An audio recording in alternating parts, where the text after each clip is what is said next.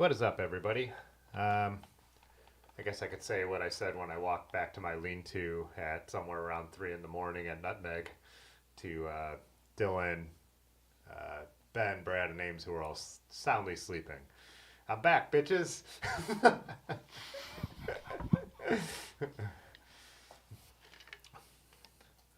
How's everyone doing? So I saw Mario said he's jumping in here for the first time. How you doing? Dimitri, what's up? Bradley, who I got to hang out with a lot last weekend. Blackball, what's up? Jay Dandy. Rick's in here. What did Rick say? Keep it down tonight, bike nerds. Phillies are playing Game 7, tied 1-1 at the bottom of the third. Is this the World Series? NCLS? I don't pay attention if it's once the Guardians are out of it. I don't care. I don't follow any like secondary baseball teams.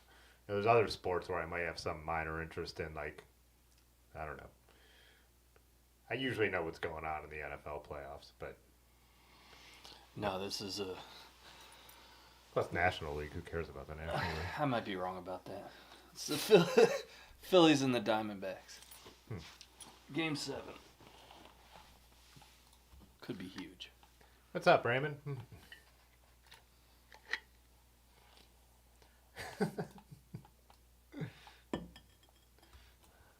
Hey, what's up, Ed?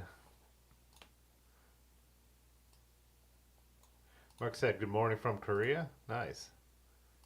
Carl, what's up? Kevin? Malk? Malk, I still need to get back to you. I know before I got really busy and then started planning my trips, you wanted to chat about some photography stuff.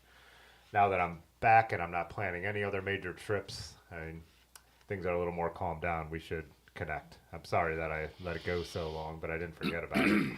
I just didn't do anything about it. So, hey, what's up, Cycling Brian?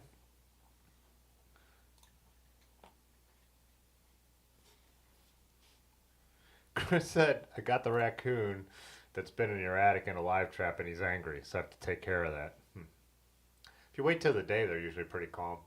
They don't like being up then.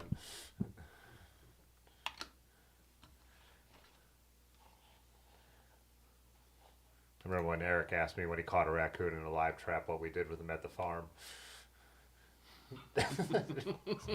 Yeah, I don't think you're going to want to do what we did with him at the farm. Raccoons like beer. Yeah, they really like sardines, I'll tell you that much.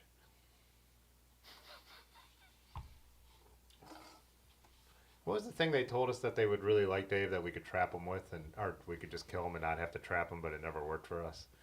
That'll pop with fly bait or something?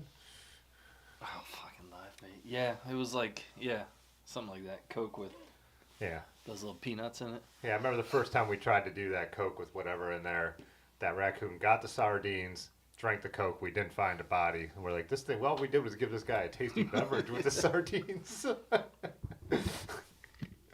Yeah. Anyways, enough trapping raccoon talks. So.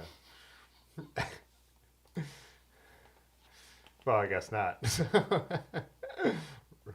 Ron said he had one bust out and he was pissed. Yeah, the young ones were the ones that were always pissed. The old ones were just like, you got me. How's it going, Doka Madimo? Mario, you're in Ottawa, Illinois. Nice. Anyways, yeah, I was going to talk a little bit about the trip I was just on tonight before we got just into random questions. I did go through getting all my photos edited. It's interesting because I don't have photos of the two major rides, which were Higher Ground and Nutmeg. Higher Ground was a week ago Saturday. Nutmeg was just last Saturday because it was absolutely pouring. So I did not go through the trouble bringing my camera and waterproofing it because I knew I wasn't going to want to stop and undo it. So I basically just went with the GoPro video. So the Higher Ground video is already out.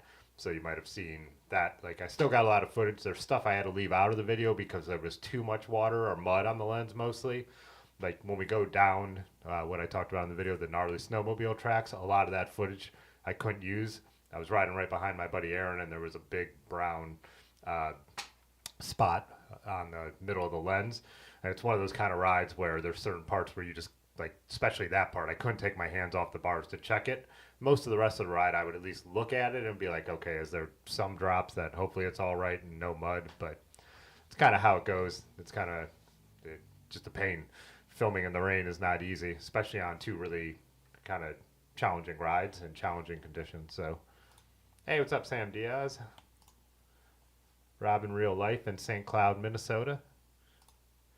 Rick asks how my bod's doing. So that was like some of that week was crazy mileage. Over 200 miles, and that's separate from Higher Ground. So if you include Higher Ground, I'm getting near 300 miles in that 8-day period. Tons of climbing. Higher Ground itself was 8,000 feet. And then we were riding in the Hudson Valley for a week, so tons of climbing. I was actually fine. I was a little sore at the end of Higher Ground. I talked about it in the video. After a couple days of mountain biking, my one knee started bothering me. I took Advil a couple rides, and then I took Friday off riding, and then at Nutmeg I didn't have any pain. So I'm doing all right. Tried to keep up on stretching when we were at the Airbnb in Kingston that would have been Sunday night through Thursday night, and we went to Nutmeg on Friday morning. And so I just tried to keep up in the evenings on like getting some stretching in before I went to bed, like the back stuff I usually do, and a little bit of the lateral strength training I'd done. So that I think it kind of helped. So, no, I know it helps. So, Dylan said, "What a week! Finished overhauling all the damage on the bike from it." I haven't yet, and I kind of feel bad that the gunner is still sitting there. It's an absolute mess. It's one of the things on the plate tomorrow, though, to at least hose it down, pull the seat post, and make sure there's not water just sitting in the frame somewhere. But so me and Dylan get back here because he rode with me. He drove up here from Columbus and then rode with me kind of the rest of the time. We get back in my rally, so the bike I would ride, the gunner needs an overhaul. He's like, "Hey, your tire's flat." So I look down. The one tire that was tubeless is now flat. So I've been actually riding my Marin yesterday and today. So Brian Decker became a member. Oh, hell yeah. Thanks, Brian.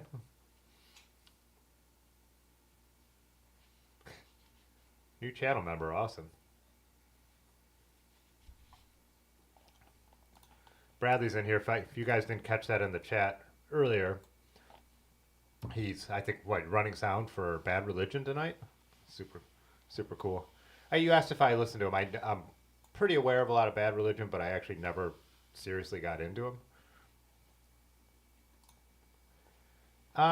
Any major mech issues? I only had one. It was at Nutmeg. My front brake stopped working, and it was on one of the gnarliest segments. I thought I had lost the brake pad. We were riding through we were calling them lakes. They're small lakes and ponds, these puddles. It wasn't even worth trying to go around them. They went into the woods. And so I just thought from that and the sand I had lost it, but it was actually, don't forget his name now. So many names from these last weeks, as you can imagine. Jeff from New York, actually, is a bike mechanic, was able to, he looked down, he was like, "No, your inner pad just got pushed all the way in," and actually fixed it for me. Thank God. We only had 10 miles left, but I would have been screwed without a front brake. When you're riding off-road, you realize that, yeah, maybe you hit your back brake first, but you really need both when you want to slow down on we had 8 miles of kind of rocky, gnarly stuff. So we saw a lot of people with mechanicals at the beginning of Nutmeg. I was riding with Brad and Ames and Buddy Ed from Columbus at that point, and we saw a lot of people off the side of the road. So thank God none at Higher Ground, because that was cold, 43 and rainy. Where Nutmeg, the weather wasn't that bad. It was wet, but so we just said Higher Ground looked brutal. Yeah, I can show you what Higher Ground was, because that was the beginning. So 72 miles, almost 8 hours of moving time, 8,068 feet of elevation. So yeah, that's you can see the map there, and then you can see the elevation profile here.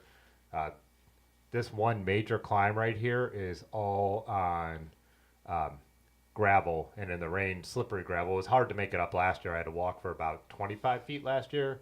I was riding with Aaron this year and we walked a little more, but you could see some of these gradients really, really kick up in here. There's a 14% showing. Way up here at the top, it gets really steep again. So, yeah, that's a tough ride on a nice day, as I've been saying. A really tough ride in the cold rain. So, speaking of higher ground, yeah, that's what it looked like on Friday when we got there, and it was absolutely beautiful out. So, oh yeah, Raymond.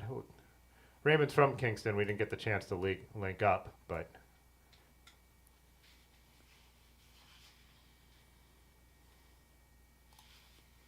oh, here's Dylan on his mechanical issues. Shredded brake pads, bent hanger, bent bar and shifter, sandy drivetrain, holes in tires. Jeez. Yeah, my sidewalls look bad. My sidewalls, I don't know how. We'll have to look and see if the tires are all right. Dylan also, it should be noted, went down at Nutmeg. So, you know, that affected some of his stuff too, whereas mine's mostly just from being underwater and wet for so long.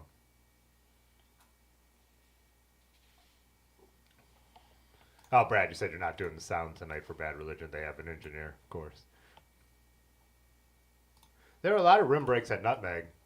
A lot of vintage bikes, because 2 years ago when we were at Nutmeg, we were saying it was the Crust and Rivendell capital. That we were joking that 70% of all crusts and ribs ever made were at Nutmeg 2 years ago. Saw a lot more unique builds this time. There were still some the other 2 years, but yeah, so there were rim brakes out there, and I was riding a lot of the ride with someone on rim brakes actually. Pretty sure Jeff, who fixed my bike, was riding rim brakes. So, hey, what's up, Mile High?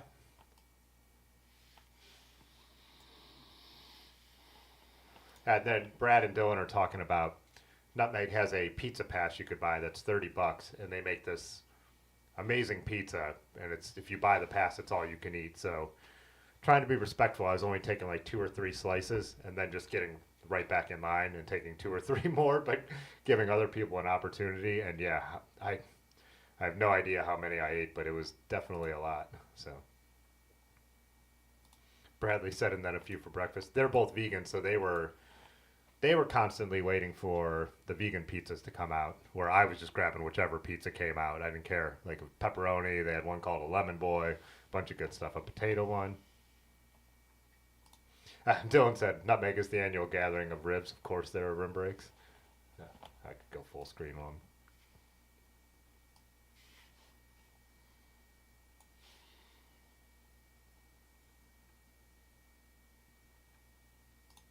them. Sam said you saw I got a ride with Terry and his gang. Yeah, ran into Terry halfway, and then ended up riding with his crew the whole time. Jeff is actually, if you watch Terry's video, someone you totally recognize. I'll pull up some photos here in a second.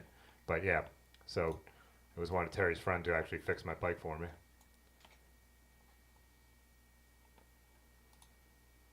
Yeah, Higher Ground was much more mainstream bikes. I'll flip through some. Oh, going the wrong way. This is to start with. Let me clear that comment. Yeah, we're doing good there. Yeah, anyways. When me and Dylan got in to check in, we hung out for a little while. Took a little photo walk around, just around where the shop is in Johnstown. Let me move my face out of here. There we go, there. But I don't know if you guys had heard, Hope Cyclery is the one who puts on Higher Ground, and not too long ago someone had smashed their window and stolen some bikes, which is obviously horrible, but his sign here where they patched it up, if you needed a bike you could have just asked, you know. Yeah, really, the area must have been, and all the railroads are around, like all the railroad tracks go through there, and they like split up, so I think it must have been like a big market back in the day when you look at all the signage, these cool old fruit signs and stuff. But it's weird because you're just like a couple tenths of miles from downtown, which all the blocks seem pretty full of restaurants and businesses, brewery, but then right over here, this is an area that really needs, you know, the revitalization. You could tell like the post-industrial collapse type stuff. But I thought this window was super cool, like this keyhole window. I don't think I'd ever seen anything like that. But yeah, and then so after we set up camp, concrete trails. I got a photo up there. Hosted a happy hour, so we hung out and had the happy hour. Then went back in the tent, and then it started raining. So, but Friday night we had a fire for a while, so everyone got to sit out and hang out. I think a lot of people bailed on Higher Ground because of the weather, though. So there definitely weren't tents like there were last year, but understandable. Low 40s and rain. Not a lot of people want to deal with that, I guess. Hey, what's up, Eric? Eric Anderson. He said, looks like a cool shop. Yeah. Yeah, Hope is a really cool spot. Do I have any? Yeah. Like I said, limited photos because of the weather. Everything was taken on Friday night. But such a unique building. When one guy rolled up, he was like, that's, so iconic.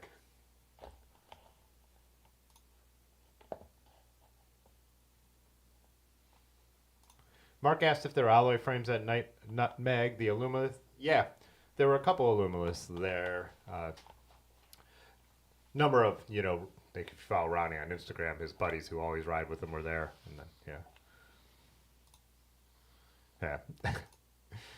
I don't know, Ben, if you're talking to me or about yourself, but yeah, my tires are probably not all right either.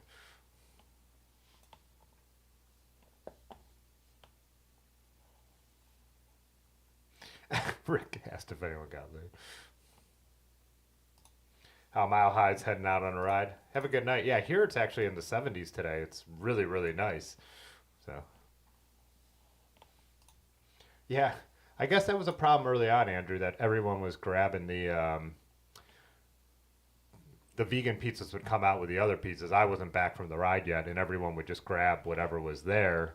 So the vegans were getting screwed. So they actually paused the pizza coming out for, 45 minutes so they could get caught up. So.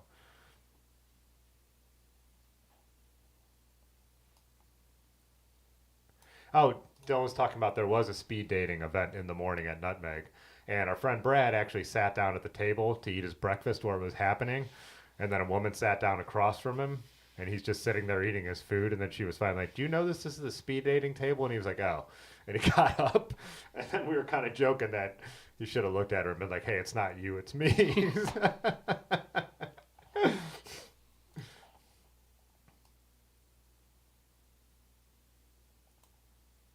Oh, yeah, how are you feeling, Dylan? You were limping around when you left here. Well, I didn't see you leave. You left in the morning, but when we got back here.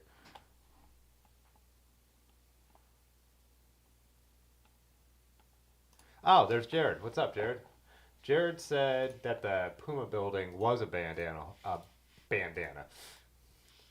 wholesaler. Oh, cool.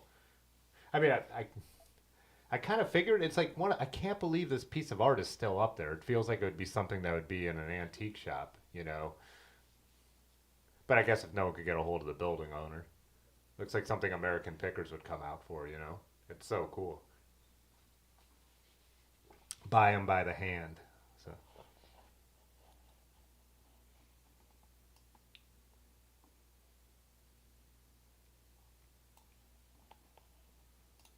Oh, okay.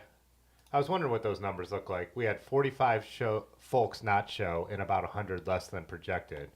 And I'm guessing maybe even of some of that, there might have been people who rode anyways, but it bailed on camping and stuff like that. So.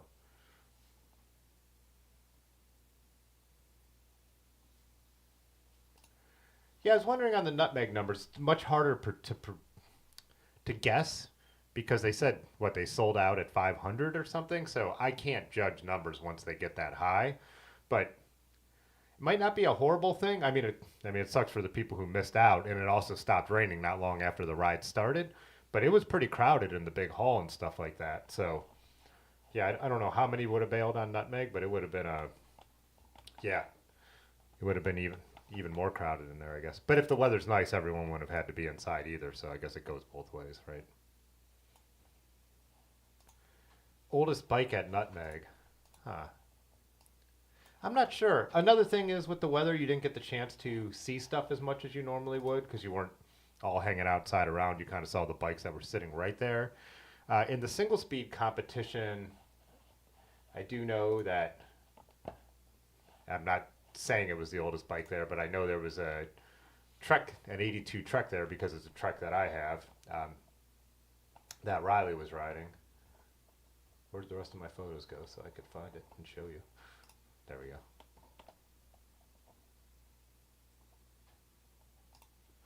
Yeah, he was actually saying he wasn't sure what this bike was, and I was like, oh, I was like, I know what it is because I have it. So they converted it to single speed. Then he'd actually like dimpled the chainstays so he could fit wider tires in there too. Because I looked at it, I'm like, oh, that's an 82 Trek 500. Then I was like, wait, how'd you get that big of tires in there? Because I converted mine from 27-inch wheels to 700C wheels, and still 32s fit in. They fit, but they're close. So yeah, he actually bent the chainstays out, which is kind of cool.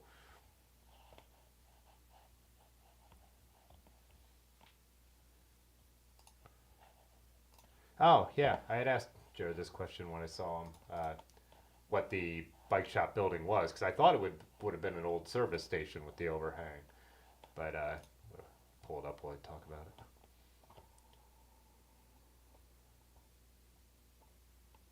If I could remember where stuff is. This is why we need to figure out a way for Dave to operate half of this stuff while I talk.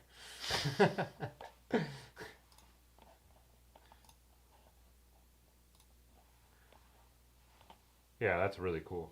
An alternator repair shop for 40 years. Huh?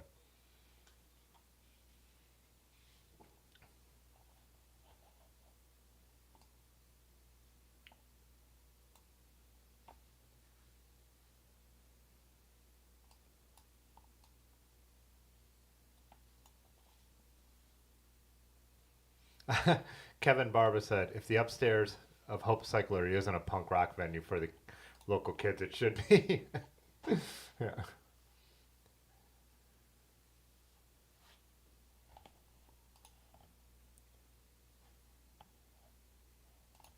Oh, Jared said, Ronnie said 480 showed up to Nutmeg. So if it was a sellout at 500, and I don't know if he considers some of his friends and guests to like above that 500 number, so not many people didn't show up. Oh, Large said that too. Oh, on the blog. I saw he posted a new blog, but I hadn't checked it out.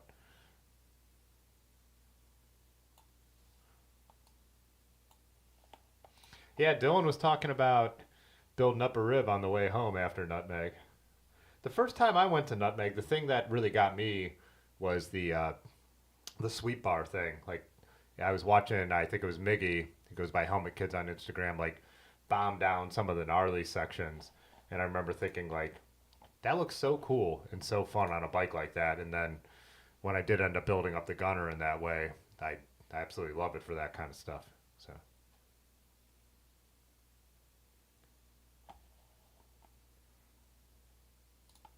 Any clunkers? True clunkers? I didn't see any. Not to say there weren't any, but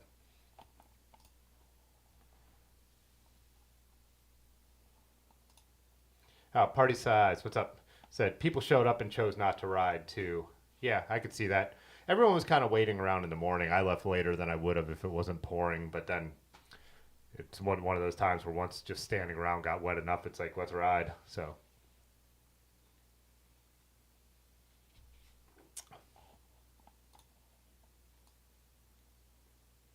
I did see your message, Mile High, but I'm not familiar. That name sounds really familiar, but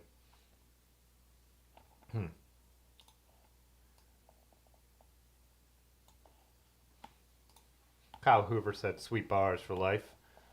Let's see if I could get to a picture of my setup.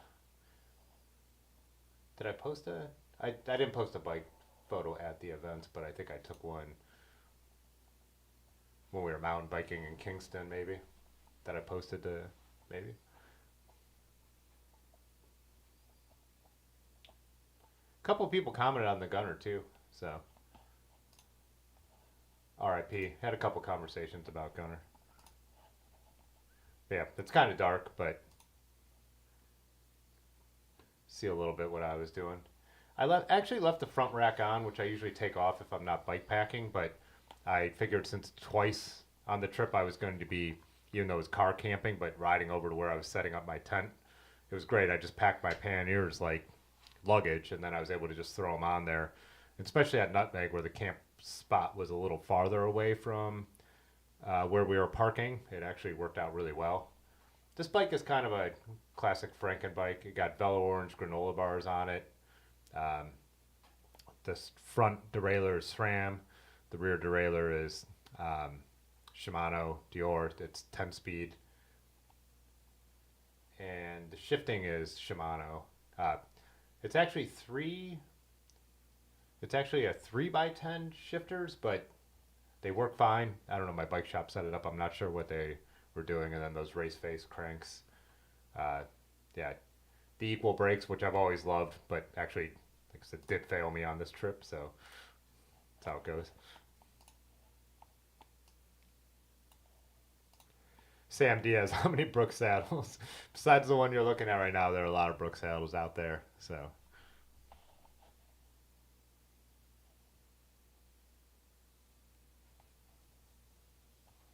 Hey, what's up, Enlightened? I know you've been out riding for a long time, yeah. Posted up behind a Baptist church watching the live stream. Nice.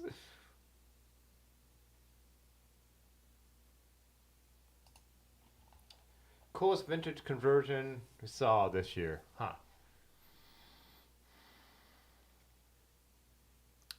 I'm not sure. Like I said, that was just kind of with the weather and where I rode. I didn't unlike 2 years ago at Nutmeg where just being at the farm it was hosted at and like everyone kind of hanging out in the sun a little more. It just saw a lot more of the bikes. It's just kind of the way, I kind of saw, it's not like I didn't see or get a feel for the bikes, but unless I was directly talking to someone, I didn't really inspect that much. But if anyone else who was there has an answer, I'd like to hear it. So,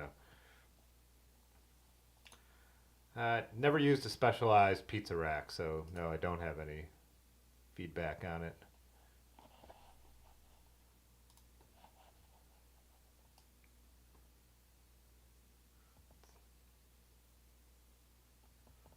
Did I miss anything else in there? I think I'm kind of caught up. Yeah.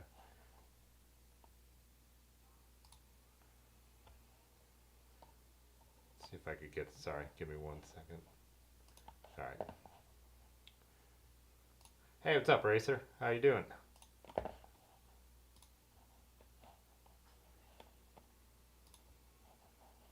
Yeah. So as like if you watch the other video. Higher Ground in nice weather was one of the toughest rides I'd ever done, but as I showed the profile, in 43-degree rains, it rained. It was even tougher. Still glad I showed up and did it.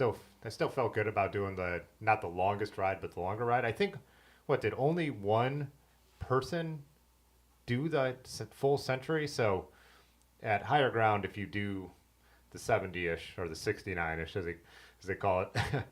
You come back into Johnstown, and then it would be like a 30-mile loop past there. And even last year, when a few people did it, I couldn't imagine riding back into town after 8,000 feet and like knowing that the option to hang out and get food and all that stuff was there to go on to the other 30 miles. So even last year, I was amazed people did it. But the guy who did it this year, came in at like 9 o'clock or 9:30? I remember I was finishing, and he went out to do the other 30 miles. And I was just like, oh, wow. This dude's a maniac. So, Colin, yeah, one person did it, and I was glad you guys caught it on Instagram when he rode by. We were wondering over at the campground, because the campground and the bike shop are in two different spots, if you ever made it back. But yeah, that's amazing. So.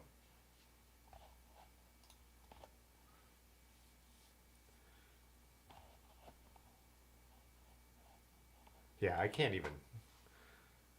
Like I said, I didn't even consider it not knowing what the weather was going to be. Dylan was going to do it. Dylan hasn't actually done a century yet as much as he rides, and that was his plan. But he was saying with the weather conditions, and he said his knee was starting to hurt a little bit, and he made the smart decision because we were going off riding for a whole week. We were going to be doing mountain biking, so to call it is smart. I'm like not that smart. Usually when I commit to something, I keep going. I mean, it probably would have been smart for me to bail on part of the 70, at least that last climb, but I don't know. I'm the guy who went out and ran a half marathon with sciatica and didn't drop out when I was like really dying because I'm like, well, I paid, you know, so. Hey, what's up, David? Yeah, the colors out are great. It was so cool to be in, you know, New England and even Johnstown up in the hills and the mountains, and all the views have been just awesome. Show some more photos here in a minute. Blackball, I saw you mention this in the Discord. I don't really have I've broken spokes, but I've never broken spokes on a bike tour. But I think I've also now got my bikes built up a little more solid. Yeah, I don't carry any extra spokes with me, and I've seen touring bikes that actually have the spots to place them in there, but just been lucky. So, but I don't have a lot of insight on that. I know there's always a number of mechanics in the chat that might have better practice ideas on that.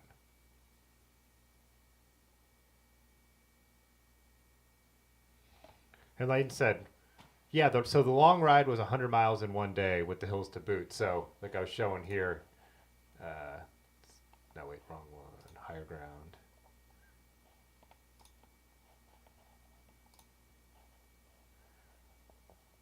Yeah, so this is my ride. So yeah, you would have done this whole entire thing and then went out for a 30-mile loop after that. So, and I think there was 2,000 feet more of elevation on the 100, so... Jean-Francois Bélanger subscribed to the channel. I'm going to assume he's French. Yeah, 10,000 feet at 100 miles, so...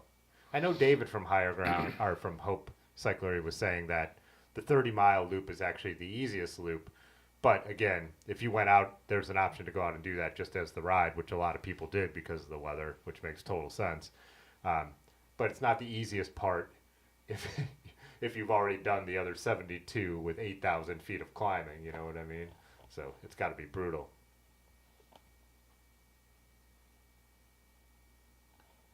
I never even looked at my average speed. Was it 9?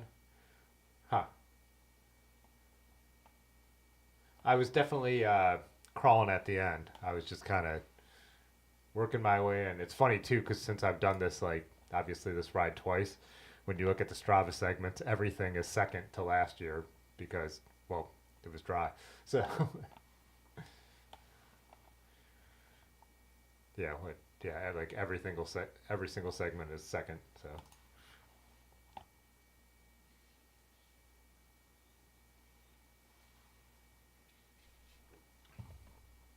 I know when I watch the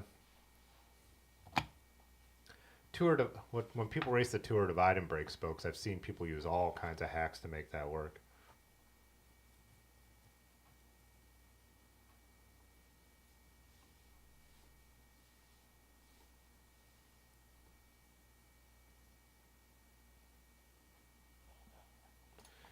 Mario, after a long ride like that, do you have a after ride ritual, like soak in an ice bath?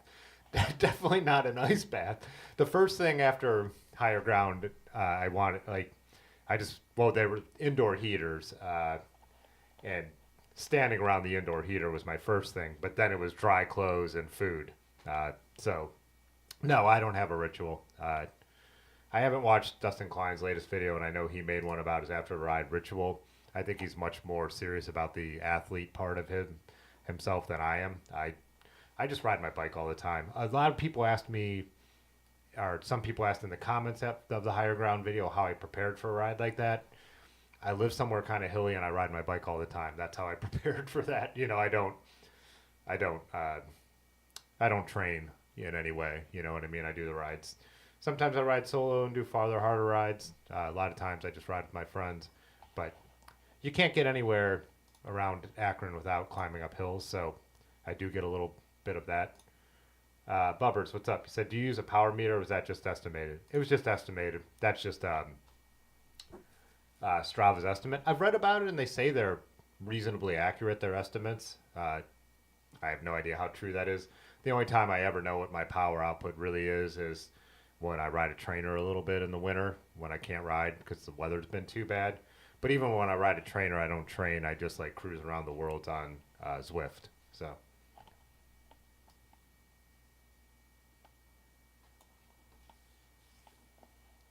Oh, and Dylan said I take an IPA bath, which is fairly true as well. So, especially at Nutmeg. Nutmeg, I took a couple pretty serious IPA baths hanging out with everybody for a long time. Friday night, because it was super stressful, which I talk about here in a minute. Definitely got a story about Friday at Nutmeg, so.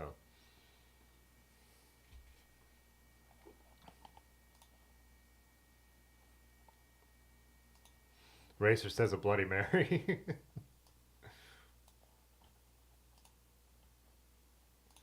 Did you feel underbiked or overbiked in sections of Nutmeg? I was happy on the Gunner at Nutmeg. I mean, there are some road miles, but there were long stretches in the 55 of Rocky, New England stuff, and then, like I said, just massive puddles. You'll see when I put out the video. That one's not edited at all, but there were just long, like huge puddles. There were puddles we were going through that while riding the bike, we're going like halfway up your calf at least. So the Gunner was a good choice. It was a rainy day, and we were also Higher Ground. I look at it more of a challenge. I'm not like racing it as much. You know, we go out. I went out kind of fast with the group, but I wasn't like racing it. The goal was to get through it because it's 8,000 feet for me is a lot in one ride. But Nutmeg, I've always ridden more as a like social ride. I wouldn't quite say party pace because it does have gnarly stuff and there's a lot of climbing, so you're never really party pacing a ride like that. But I've always done it as a weight up ride and a social ride with my group, you know, with my girlfriend and my friends. This year I rode half of it with Brad, Aaron, Ames, and not Aaron. Aaron wasn't there at that point, but Brad, Ames, and our buddy Ed from Columbus.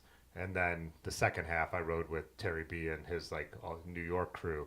And we were kind of like really sending it over like the rough stuff, but then whoever was in front was still waiting up and regrouping. So I guess in that kind of riding I never really feel overbiked if you're not trying to like put out your fastest time, whatever stuff. But proposed ritual, drink 1 beer per mile road. Yeah, right.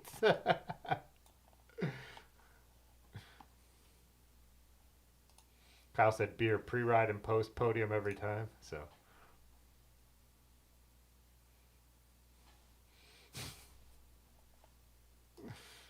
we did in the middle of Nutmeg did have we went through the town of Chester, which is kind of more where it started in the past. Our last year started. There's a brewery. That's actually where I caught up with Terry and his group.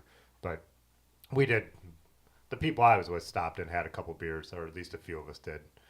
My friends who don't drink weren't with me on that. They did the long one, so.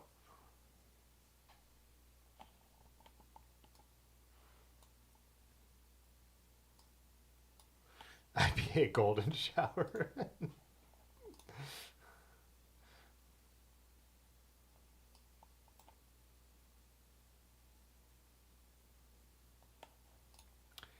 Cycling Brian, I agree. I agree with that. Like, not to, it's, Strava from year to year comparisons don't account for what the way the weather was on Higher Ground for sure. It was different day out there. It was funny because Dylan said like the rowdy snowmobile stuff didn't bother him as much in the rain, and for me it did because there's washouts and off camber stuff, and the off camber stuff I was a little more cautious on than I know when it was dry out. But Dylan also mountain bikes every weekend, and so he's just a better bike handler and an all-round cyclist than me. So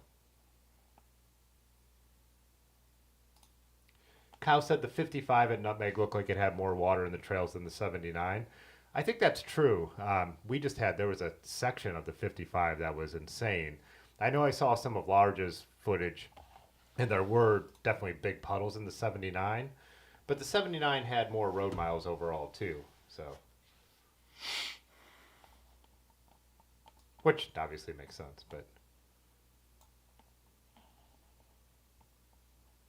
So Dylan said so many puddles on the 80.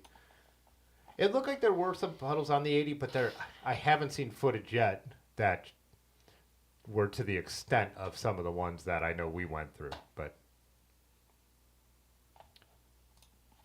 what is the lowest gear on the gunner? Was it low enough for this ride? Kind of. Well, for Higher Ground, the big climb I was showing, I would say no, because I couldn't get through it. So this climb, I definitely walked more this year than I did last year. There was one spot last year that I spun out on when I was riding my rally, which has a 34-36. Mario El Romo became a member. Hey, thanks, Mario. Welcome. The lowest gear on the gunner, I think, is 28.42. Someone actually asked that in the comments. I know the front inner ring I run 2x because it's the way God intended bikes to be. But no one agrees with me. That's why I love to say it.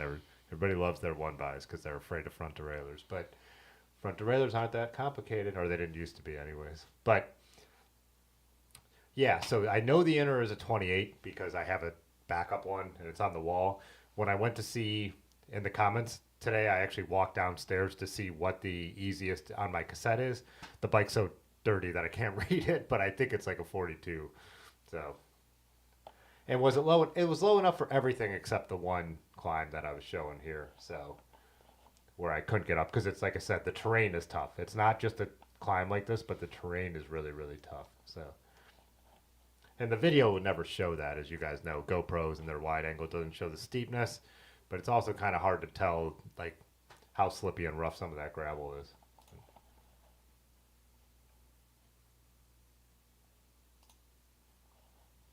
Oh, Bradley threw a, let me get the Discord up here. I'll show that. I don't know if I got to see your bike, Bradley. I know we were chatting, like, had a lot of chances to chat, but I think we left at different times in the morning and got back at different times. So.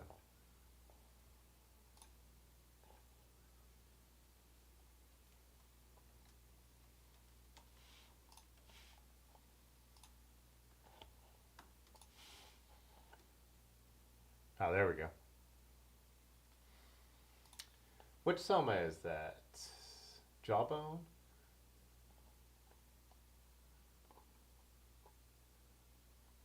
Oh, you have the wild. I think I didn't see it, but I think we did talk about your setup when we were. Well, I should move your comment so we could actually see it.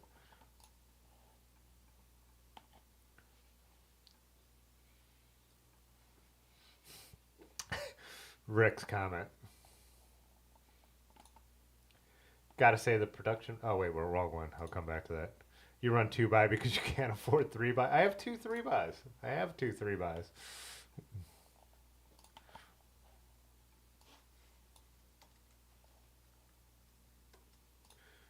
Oh, Bradley said, ton of puddles on the 36 as well, but you say just above your bottom bracket. Yeah. There was this one.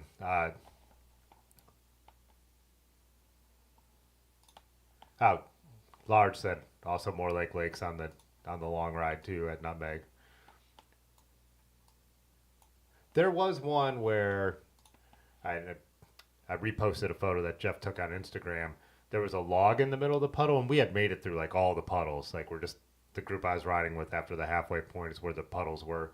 And then there was one where there was a log floating in the middle of the puddle, and Terry B was right in front of me, and he went over it like kind of on the side, and I'm like, yeah, I might as well try it. And I got my front wheel over it, and then the back one hit, and just not enough momentum, and then I went down sideways. And I was saying, just when I thought I couldn't get any more wet, I found out that I could get more wet. So my arm went into the puddle, and I was shoulder deep in the water at that point. Luckily, not too much water got under my saddle covers in that one. I pulled the bike up pretty quick. Of course, protect the bike while I get all wet. But Bradley said, you walked past my bike once and paid your respects. Nice.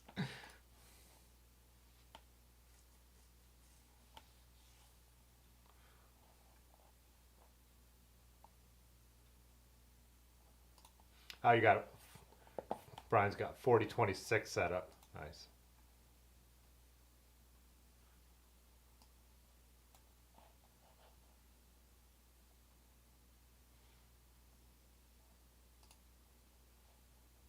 Hey, what's up, Austin?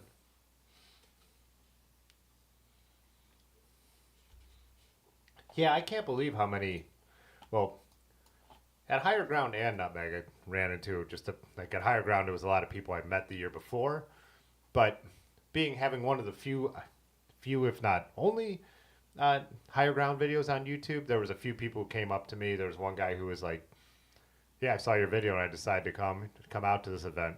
I'm like, I also thought that was kind of like, I was kind of laughing about that in a way. Like, you saw that video and still decided to do this ride because it was so tough. But, yeah.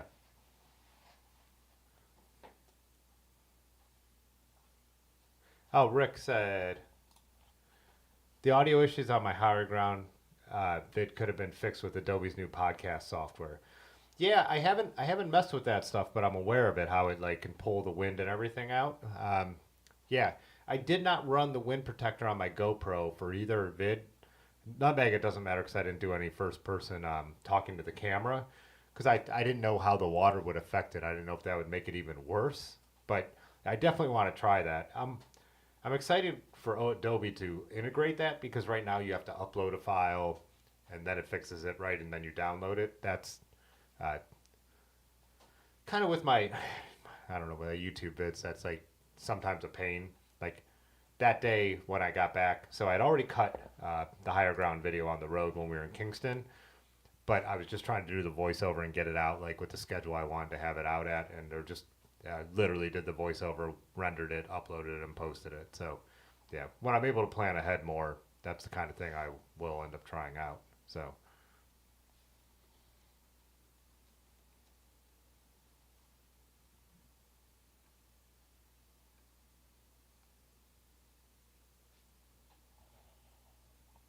Oh yeah, that's definitely your skill set. So yeah, Bradley, when they were doing like the talking on Nutmeg, I moved way up towards the front. I should probably tell the story of why I was so distracted when all that was going on. I know some of you already know it, but do I have any pictures of when we got? No, because it was pouring, so I don't.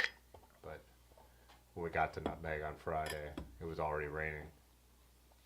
But did it freeze? Is the stream good? No, it looks good to me.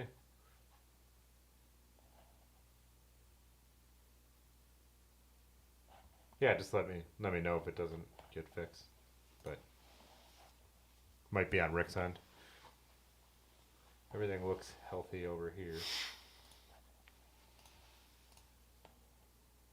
Yep, all good. But yeah, we I should show. Well, actually, I should build up this story with some of the photos that might give it some context. But if I could find what I'm looking for.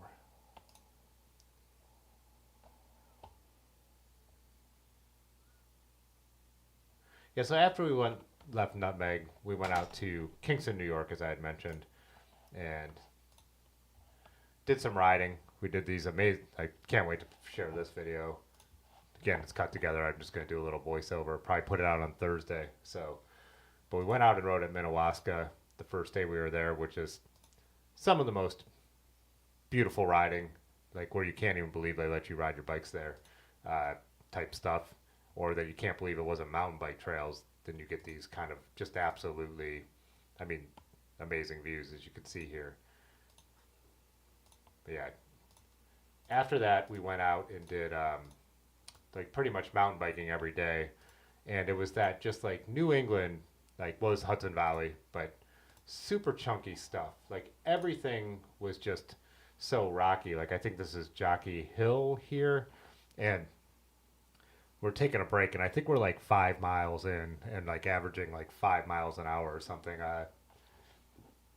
But yeah, everything we rode was just super chunky, and Erin is actually, my girlfriend, going over stuff that I remember one time Ben going like, I can't watch. So like, this is the kind of stuff we were riding all week in Kingston, like doing just a ton of gnarly stuff.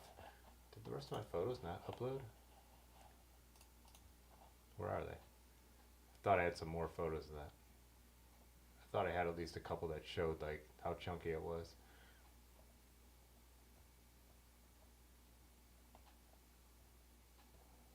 Yeah, regardless. So, doing all this stuff, doing stuff that's tougher than we ever do.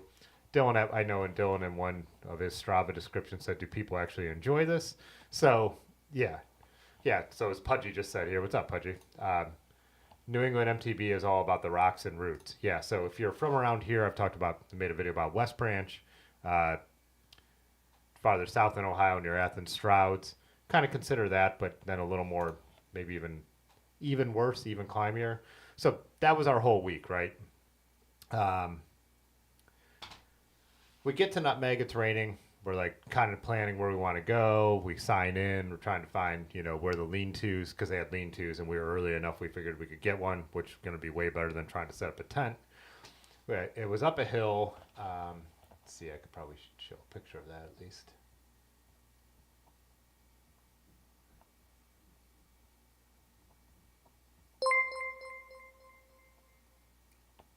Cycling_Brian subscribed to the channel. Hey, thanks, Cycling_Brian. Oh, yeah. So this is kind of what, like, outside the lodge at Nutmeg. And if you look at that hill across the way, you go around the lake and you kind of climb up that hill. It's a little steeper than you would think. So we're doing this in the pouring rain, heading over there. Erin, she's got like tote bags on her bars, so just kind of tooling along real slow up this hill. Her front wheel slips on one of the wet rocks and she falls over. Me and Large are with her. We're like, "Oh, are you okay?" And she's like, so I think she says yeah or something at first, and we jump off to like go and like lift her bike up and just help her up. It's raining, it's slippery. Then she's like, "Oh, I think I did something kind of bad to my ankle." I'm like, "Oh, okay." Then she tries to stand up and she can't put any pressure on it. I grab her stuff and decide to run it up to the lean-to so it stays dry. Large is with her, like kind of getting it all situated. Talk to Brad and Ames, say like, "Erin kind of hurt herself.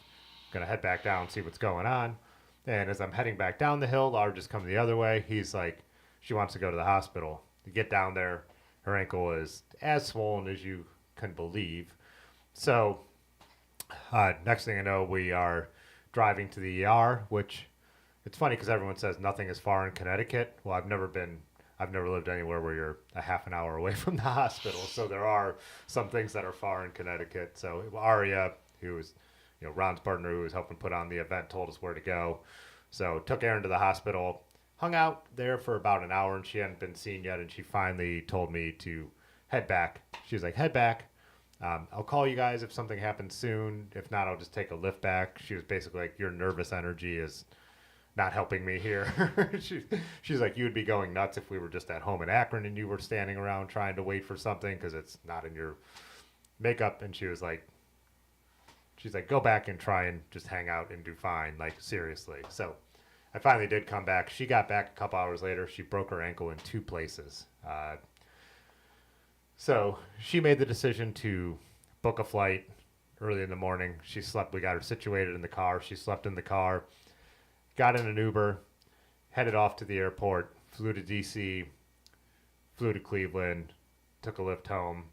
And so by the time we were getting up and ready to ride, I had a text from her that said, "I'm back home with my cats." So, yep, we are. So not a fun way, not obviously a great way to end a trip.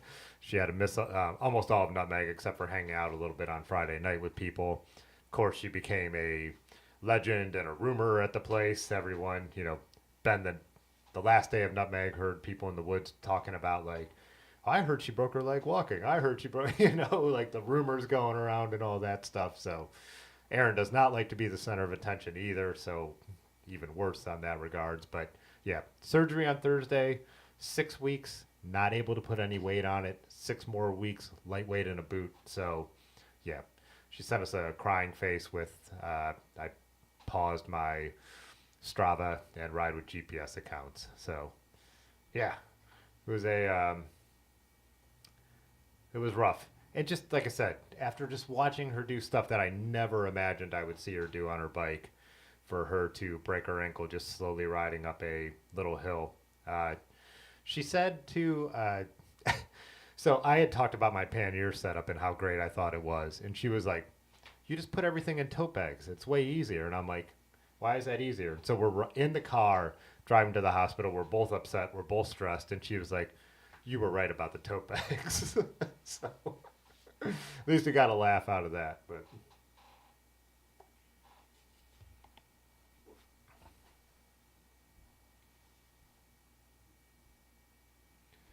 Bradley said, felt so bad for Erin, but when she came back, she certainly was a good sport about it. Yeah, she was really impressive about it, right? She hung out that evening.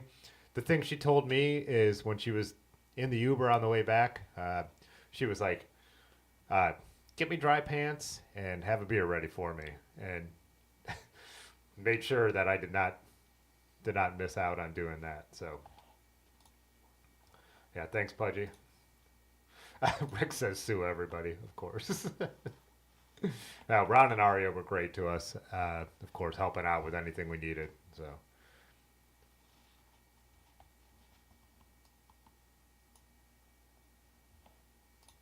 anyways, to the mountain biking that I see you guys are talking about, which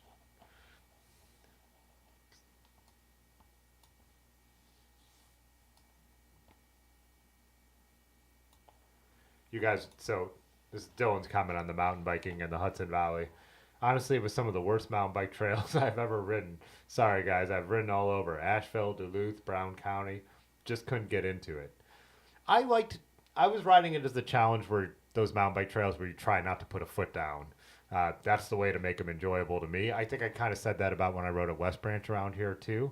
But there were times where, if you know how there's like, I described it as those like old stone walls you see around New England, just where people have perfectly placed all the rocks. It's like people have taken those and just thrown them down path and said like, oh, this is a mountain bike trail. So it's different. It is wild. There were some redeeming parts, right, Dylan? Once in a while you would hit something, but there are some long sections where there's not much redeeming quality to those mountain bike trails out there. So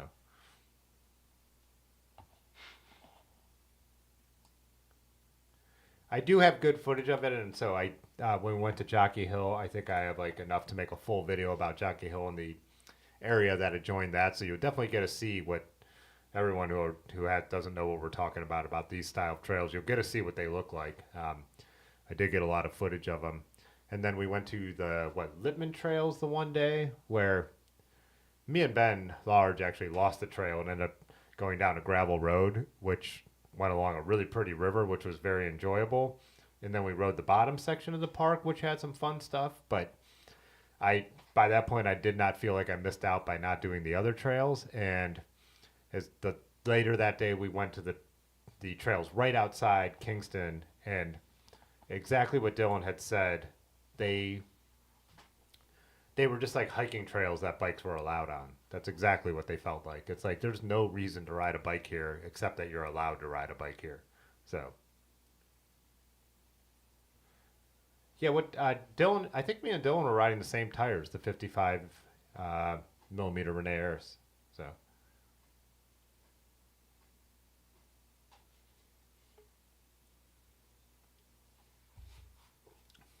oh, Dylan, I missed that comment. Erin is the best and she will bounce back. Was a joy traveling with the three amigos. There were definitely times where we got into our jokes and Dylan was like, three amigos are in full effect here. So now Pudgy, she's doing all right. I mean, she's upset as anyone would be. Like has her has her moments. I mean, like we would all just have our moments being frustrated. I think Large said it and I said it. We would have done way worse at Nutmeg having to deal with that than she did. And she's dealing with that well. I went over there today and did her laundry. Large cleaned up her car and brought it back to her after Nutmeg. So, did some stuff for her around the place. So, we're just all, we'll all chip in and take care of her. The good thing about it too is Erin is just like 3 miles from me. So, even Dave, I know, was helping her out the other night, right? So.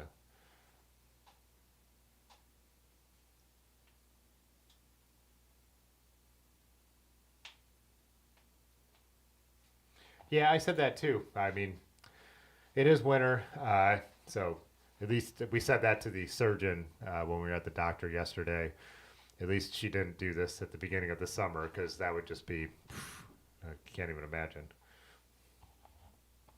I go insane. I would probably go insane. 6 weeks of no pressure on the foot, so it's not like you go for a hike or something different, you know. You never seen that guy pedaling with just the one leg? Oh, the new crust sponsors? Huh? Like the actual just has one leg? No. Well, I mean, sure. I'm sure that happens too, but. Yeah, there is a guy that crust sponsors. They have his bike model is the Florida Man. He rides with one leg, but you can't risk doing that when you have a broken foot that you just had surgery on. I meant the guy. He like does tricks and like goes up and down with it too. Oh, yeah. Oh, like on a fixie. Yeah. Yeah.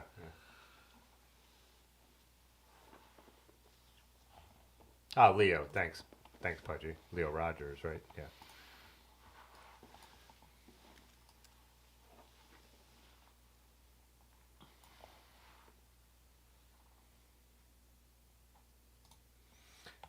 She just got a bit too rad. That's the problem, Racer. She was getting rad all week, and when it happened, she wasn't doing anything. Back to the Northeast riding. Tech riding in the Northeast is a different animal. Not a rigid or even a light travel hardtail thing. They beat you up.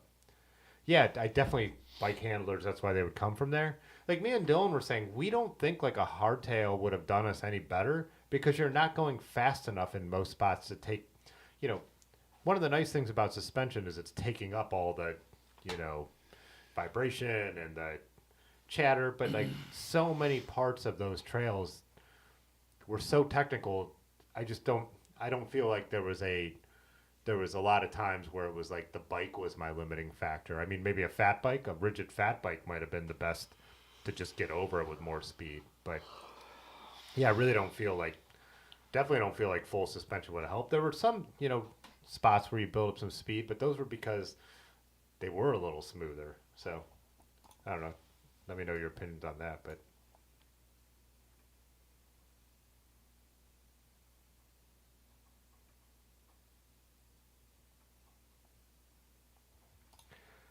Nick, I haven't flown with my bike yet, so like the West Coast is still something I haven't done, or even the desert. But again, when I talk about group adventures and my planning, my limiting factor is time and money. Like it's nice YouTube makes me a little money, but it doesn't make me like the amount of money to fly to Portland. So I really would love to go out if they do the Made Bike Show next year again. That looks super cool, and do the rides around then and extend it, but. Yeah, the way the flights to the West Coast have been the last year, they're just too expensive. Because I had a friend who lived in LA for a while, wanted to go out and ride with him. Just hard to swing. It's a lot easier around here if we could drive somewhere with all our bikes on the car. But I want to ride everywhere I can, so it's not like I said, limiting factor is time and money. So.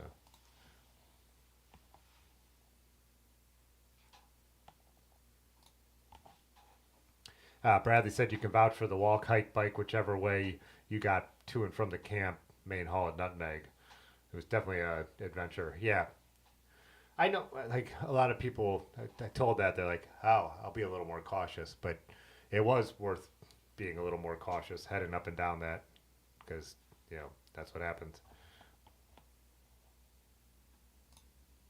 Cycling Brian said, without buying new, what are some good bikes or frames that will fit 55s? Those kind of questions are so tough for me. There's a lot of good bikes, but a lot of like the ones I have don't.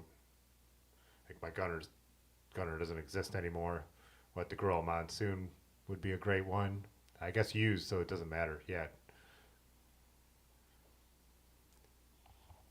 Oh, there's a lot of stuff out there that'll fit 55s now, I would think.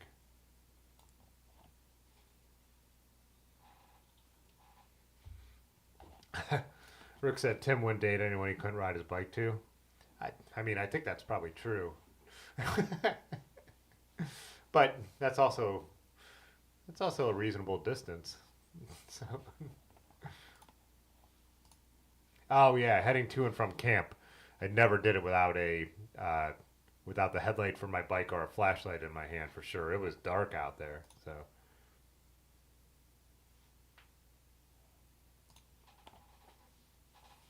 Yeah, they do have those little rollers, Mark, that you could put your knee on and kind of roll around. Like in her house, that wouldn't do her much good. One of her problems too is it's kind of a split level in a way. Her house is above the garage, so she has to get up and down. She can't drive; it's her driving foot. Yeah, yeah. I mean, if she wants to get out and about and get one of those and try and go out on like the paved paths, we can. Also, we have like we're saying, our problem is the shitty weather is coming. So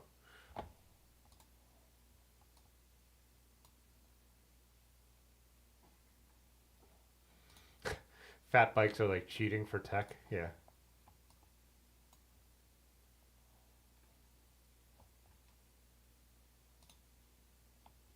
Pudgy said, honestly, respectfully, the New England tech is fully area. Fat bikes will get pinch flats all day. Do you think so? Huh.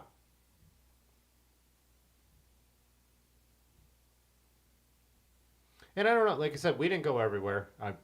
That's our experience at the places we went to. So, what's up, Bicycle Dad? I've never been to Arkansas at all. So, yeah, I've talked about this before, but I don't ride fat bike seasons. I just fat bikes. I just go with studded tires on my old mountain bike, which mostly work for me. But we don't have there's like one groomed trail where we live, and it's not that close. So, like talked about before, like I see people riding fat bikes in Minneapolis and stuff like that, and I totally understand. And if I lived in a place that had like good trails for it, it might be worth it. It's to me, if I owned a fat bike, it would. There's some years it wouldn't get ridden at all around here. So.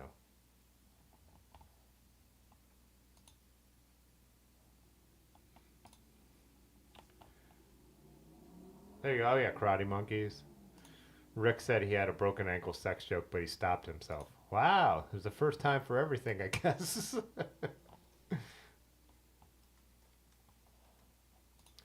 Greg said he likes his hardtail, but it doesn't help you do anything specific. You couldn't do rigid. You just like it. Yeah, I get that. So.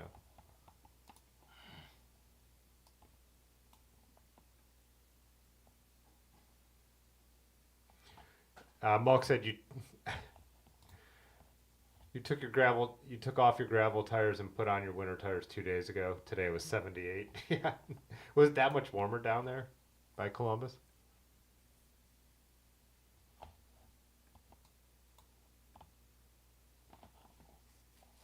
Anyways, I think I'm gonna check out a couple more photos. What time is it? 10:09. Yeah. Yeah. Flip through some more of the. Kind of move through them kind of quick, but everyone, you guys could talk amongst yourselves if you're not interested. I'm gonna show off my skills. I know I kind of went through some of these, but I'm gonna go back to the beginning and I'll move through kind of with a pace. Post higher ground because I think we kind of covered that, but.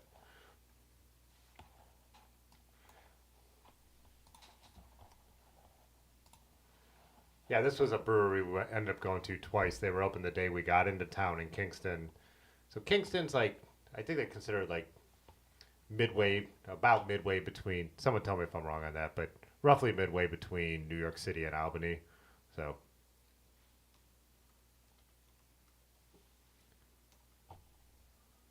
Love that place. Then there's a coffee shop we went to 3 or 4 times that had all these great pastries and really good coffee. Whoops, didn't want to move that one. I wanted to move a different one. I want to move the picture of my face. Not having any luck doing that. There we go. Yeah, I don't know. Probably have to move it like 5 more times. But yeah, that was actually a vegan Pop Tart with peanut butter on it. That was amazing. But I got something different every time we went there. So yeah, there's Large and Dylan. Dylan modeling for me. It was just perfect light coming in from this window, right? Mass produced, yes. But this is a Canon R8. So Dave was here doing some gigs for me. So left the Canon R5 and all the professional lenses with him. When I've been riding lately, I've been using the Canon R8. It's small and light. I'm not crazy about the controls, but I love the image quality. And then almost all the photos in here are with the 28 millimeter f2.8, which is a pancake lens, so really small. The camera package for a full frame, I think it's 24 megapixel camera, is absolutely small and light. Just so great to throw on my back. This is outside the coffee shop. That's me and Aaron's bikes, her Bombora and my Gunner, when the Gunner still actually looked kind of clean. We did wipe them down. We did clean them up a lot when we got to Kingston. Me and Dylan like took a moment to clean our bikes up. But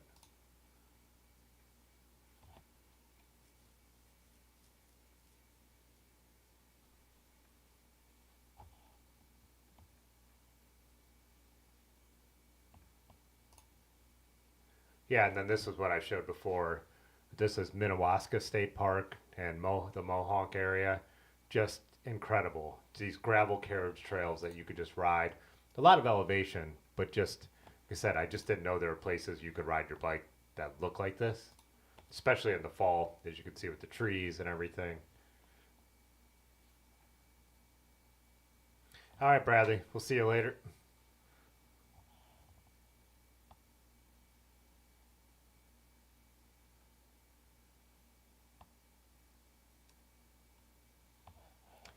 Ben, speaking, I think Ben Asbell. I think we were out that way. I'll show the Strava of one of me and Large Marge's route, and you could let me know if that's where we were. But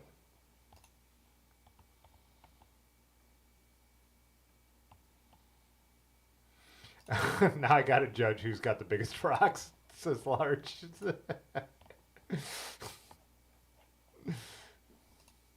But yeah, look at this. It does. I mean, doesn't that look almost like more like Colorado or something, but with the rocks? But yeah, so there's what is the Gunks? Everyone calls it the Gunks, but it's the farthest east extension of the Appalachians, I believe.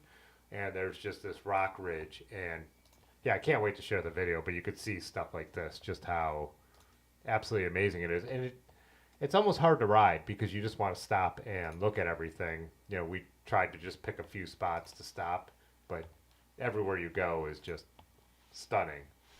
And then the Mohonk area, Large and Dylan went on and rode a loop. This is where my knee really started hurting me, I think from Johnstown, from Higher Ground.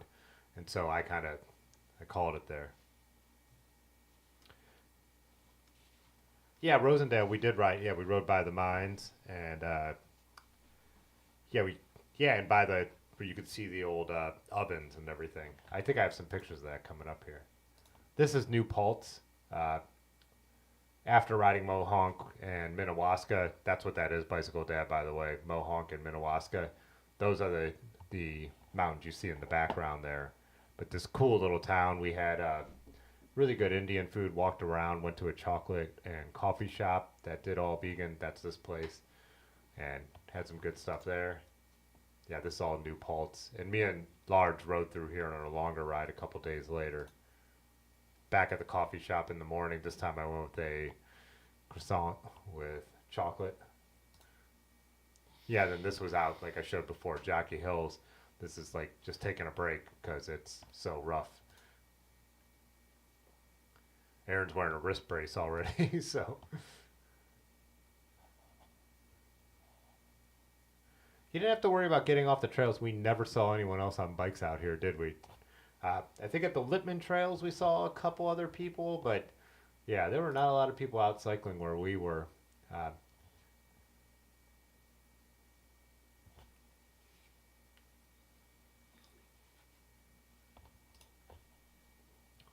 This is back in Kingston, which I know Raymond was in here earlier. Uh, Kingston's a really interesting city the way it's laid out. I never quite figured it out. It's on the Hudson, which we didn't see till the last night. Me and Large rode down there, but there were no lights, so he made the joke that we still didn't actually see the Hudson in Kingston. But yeah, a lot of cool old buildings. Really interesting place. So yeah, when me and Large went out riding, I'll show you the ride first. I called this one Over the Gunks and Through the Woods. You'll see why from this elevation profile. So we rode part of what's called the Empire Trail and part of it's just where Rosendale, Ben Astley recommended. Widow Jane Mine and Rosedale, whatever the rail trail is on that side of the Gunks. So you can see we rode up over the mountain range. So this ride wouldn't have had a ton of elevation, except we did this super long, 2.5 mile, averaging 6.8% climb right there. One of the longest rides I've ever, or one of the longest climbs I've ever done, road climb, where we did it this day. And then out down the Empire Trail and over the walkway over the Hudson, and then back over the Mid-Hudson Bridge, which I'll show here in a minute. Oh, look, Strava thinks I went down into the valley there, not over the bridge. But yeah, then back without crossing the Gunks on the way back to Kingston. So what was this ride? I remember being really tired, but it's probably because of the whole week. 66 miles, almost 67, 2,500 feet. Almost all of that 2,500 feet was on the one climb. So yeah, so anyways, the photos from that ride are these, and this is that walkway over the Hudson. It's an old train bridge they salvaged. This was the only, from reading the history, the only bridge between New York City and Albany when it was built. So extremely highly trafficked. There's Large taking in the scenery. But there you could see how they put a pedestrian deck on top of the bridge. So yeah, we stopped at a brewery, had one beer, and had our lunch, which was well earned in Poughkeepsie, and then just hit the road back. And then we went over the Mid-Hudson Bridge, which is the, I was going to say newer road bridge. It is newer because the other bridge is from the late 1800s, but I can't remember when this one was built. And that's a lookout from the road bridge we were riding across on the way back at the former train bridge and now pedestrian bridge. So really cool views.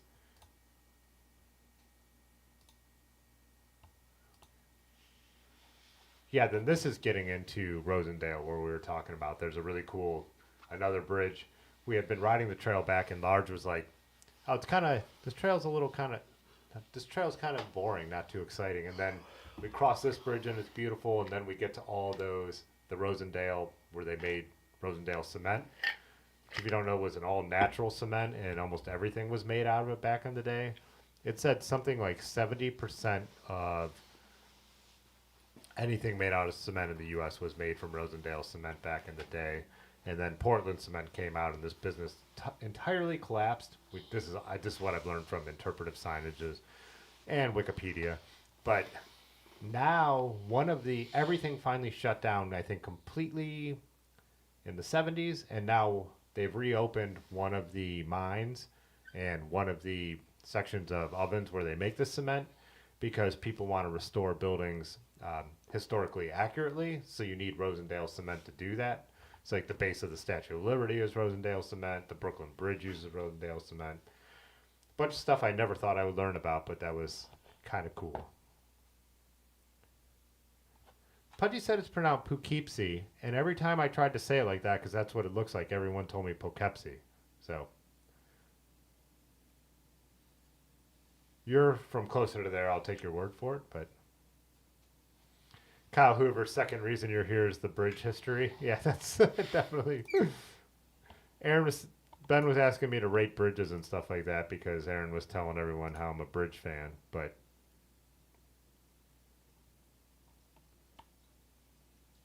Dandies, right? Poughkeepsie. Poughkeepsie. Yeah, that's more like what I heard, like talking to the whole Brooklyn crew and all of them, they were all saying Poughkeepsie, but yeah. Pudgy says Poughkeepsie. I definitely heard more people say Poughkeepsie. Poughkeepsie. But Kip, not Kep. Poughkeepsie. Poughkeepsie. Party size says it's Poughkeepsie.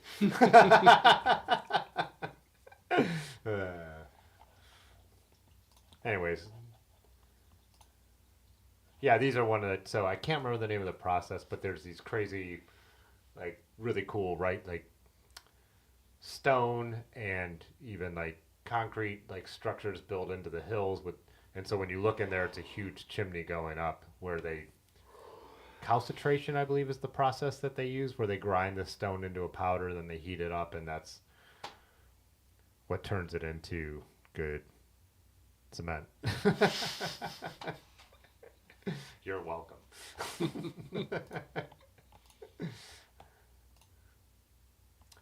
This is back at a grocery store in Kingston that was run by the same people as the coffee shop.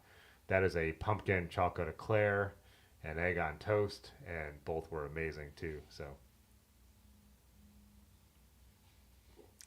no, you don't put onions in the fridge until you cut them. Bicycle Dad said, Long Island, New York, says Poughkeepsie. Oh, what a great topic of conversation. Do you guys want to see how it's spelled for the people who don't know? Because it doesn't look like... It looks like dough.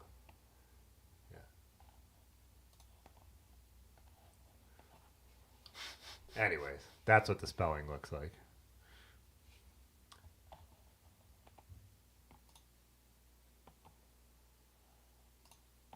Oh yeah, I forgot Bing doesn't like maximize the image size. But yeah, cool town too. We didn't, like I said, we didn't spend a lot of time there.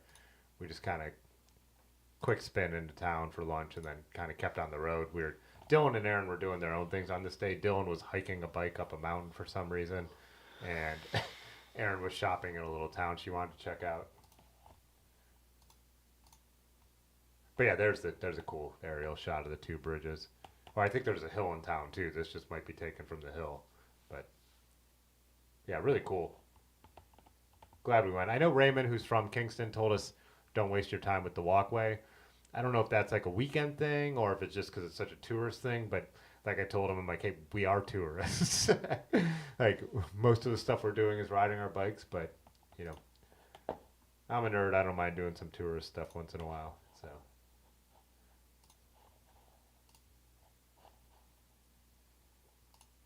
Yeah, this is a view from the trails that were right by Kingston. So it was amazing. We didn't quite, there was a huge mansion that was here in the middle, like a castle looking building. We didn't figure out what it was. I know there's a Vanderbilt mansion somewhere around here, so maybe that's what it was. But looking at Google Maps, we didn't figure it out. But I also think there's just like even in these photos, the fall leaves colors and then just the shadows of the clouds on the hills. So. Oh, wait. Oh, yeah, I could go even tighter. Maybe someone else who's local knows the answer to that. Oh, Jay Dandy said he lived in Hyde Park, just north of Poughkeepsie.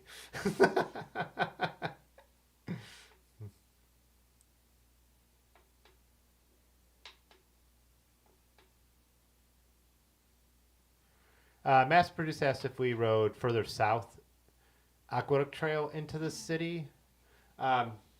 No, really, this was the only route we rode that far south. So we only rode. That's our only riding in Poughkeepsie. Yeah, because everything else we were driving to mountain bike trails, or the ones near Kingston. Me and Ben, we drove there and then we rode back. And there was another trail system we went to that me and Ben rode back from. So. Yeah, we were more kind of, well, we were out this way, somewhere out. Oh, Warwick. That was the one spot we rode in. And, oh, there's Hyde Park, by the way, what Jay Dandy was talking about. He's going to be happy about all these maps. Oh, yeah, the other one was towards Woodstock, right? Is that where Jockey Hill was, somewhere up in here? But yeah, that's kind of like the region we were in for the week. You out, Mulk? See you later. Yeah, Vanderbilt, the railroad guy? I believe so. Yeah. Or the college guy? I think they're the same guy. Oh, you mean you're talking about that the old Croton Aqueduct Trail. Yeah, we did. We rode that all the way last year. We rode the whole thing, but not this year. So we loved it. I absolutely. It was because of Terry B. One of his videos. I wanted to try that trail, and we absolutely loved it when we did it last year. Rode it all the way. Rode it then all the way around to Manhattan into Brooklyn. Spent a couple days in Brooklyn last year. So kind of hurt me. Totally bummed me out to be this close to New York and not to go. And then on our way out of, which is really weird, out of our way on Nutmeg, it routed us on a southern route, and we just were following it. And when we were crossing over the Hudson in one spot, we were able to see the skyline of New York in the distance, and I had that like, oh man, feeling. So, yeah.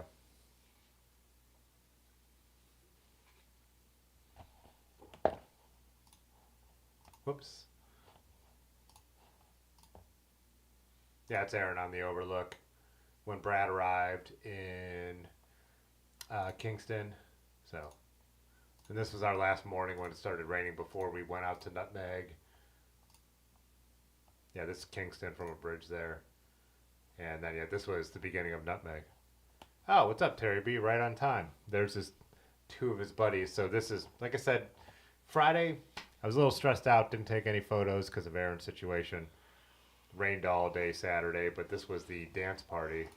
And there's it's so dark in here, but there's Crop Top and ATB Media, two of Terry's buddies that ended up riding with for 25 miles probably?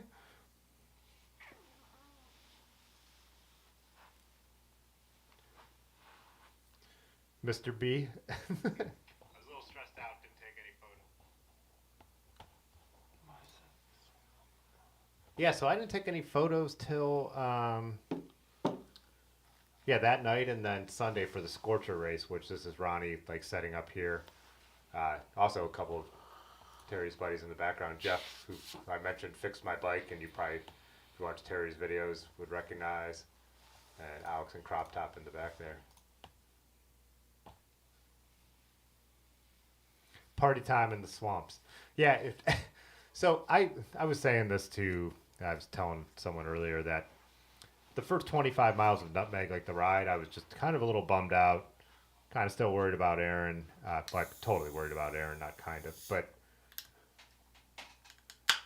And we got to the brewery in Chester, and Terry rode up, and I pulled out the GoPro, and I'm like, some Terry B footage. And he grabbed some beers. We ended up chatting, rolled out with him, and then pretty much, rode with his gang the rest of the way. And we were just blasting puddles, blasting down the gnarly stuff. It was a lot of fun. So, yeah. And then hung out a lot of the night, too. The other thing that happened is I was walking back to the lean-to to get dry clothes, and I walked right by our lean-to, walked to this other group of lean-tos, and I hear it's dark already, and after slamming all the pizza, hear some guys going, are you just getting done? And I'm like, no, I'm not just getting done. And I turn around, it's Terry and his friends, and Terry ended up making me a hot toddy and hung out and got a nerd out about cameras and GoPros and all the stuff. So yeah, a lot of fun. I said, met a ton of people. There's Jared from Hope, who was in the chat earlier, who we got to chat to. Bradley's back there in the corner, who said he had to take off. There's Party Size right there. So there's Large. And in the back, there's William, who I also met. I think he's Modern Pizza on Instagram in his art name. There's the two engineers, ATB Media, and I can't remember her name. She was a photographer as well, though. Sounds like we and her were chatting. She used to do a lot of interesting stuff, does mostly portraits now. Large and Dylan there. So there was a neutral lap for the Scorcher race. So there's Ronnie, Crop Top. I didn't catch the name of the guy who's in third there. Crop Top is always doing that, by the way. When we were riding even at Nutmeg, if he had like a chance at the hill, he's riding the bike backwards, doing all this stuff, and he did ride fixed for the whole entire thing, not just this race.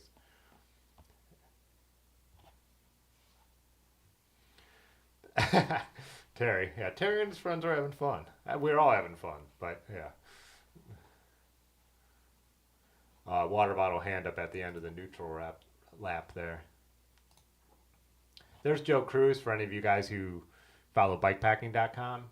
He did the Scorcher race, and I know Rides with Woody, he does some YouTube videos who I got to talk to and hang out with.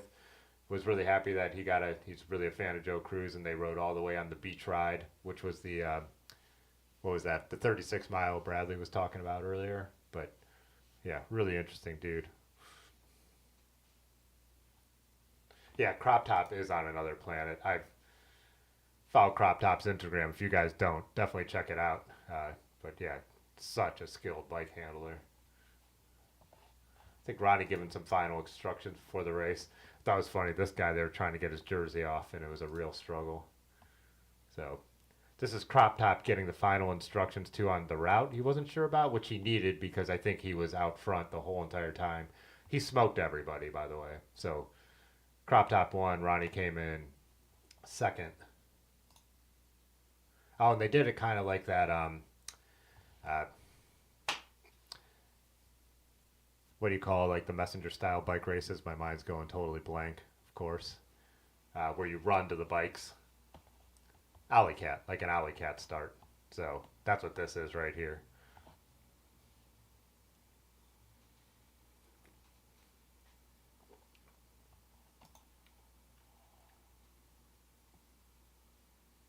There were a lot of mushrooms floating around Nutmeg this year, party size. I even remember towards the end of the dance party, like, it seemed like most people had, like, now people do, like, mushrooms and, like, pills or powder, but towards the end of that, I saw someone handing out actual mushrooms. I won't say someone's name on the stream, but a dude that I originally met at Higher Ground a year ago who's really, really cool. He didn't come to Higher Ground this year, but I got to hang out with him a little bit at Nutmeg this year. He actually gave me my first beer after the ride at Nutmeg, which was nice.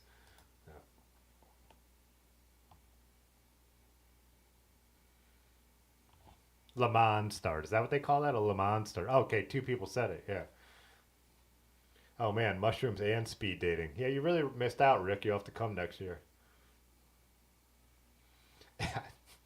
We turned a corner when we were all riding, and I just remember a number of people in the, I'll just say in the Brooklyn group going, oh my God, the colors. So.